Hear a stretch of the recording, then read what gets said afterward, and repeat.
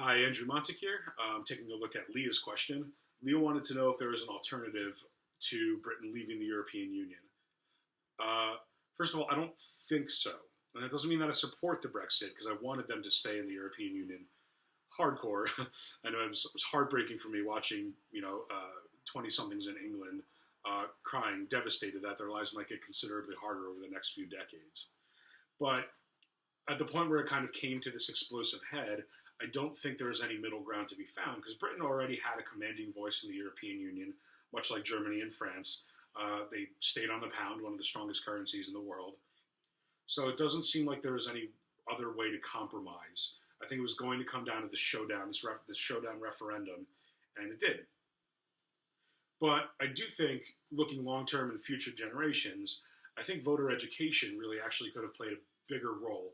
A lot of young people didn't come out and vote in the Brexit vote, the referendum. And I think a lot of that has to do with younger kids, high school kids even, just like here, don't know a whole lot about the political climate and landscape. A lot of kids know that the Labour Party is red, the Tories are blue, and that's about it.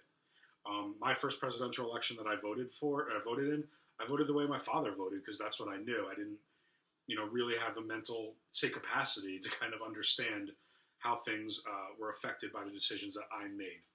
And only now that, this is a year ago now, but, when Britain was kind of in this political hangover the next morning, when people said, well, what the heck did we just do? What do we get ourselves into? I think only then it started setting into how people are going to be affected. The youth in England is going to be affected by this their entire life. A lot of the pensioners who voted to leave,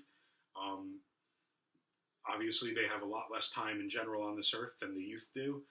They might not be affected by this, and they might not see how bad this actually gets for Britain.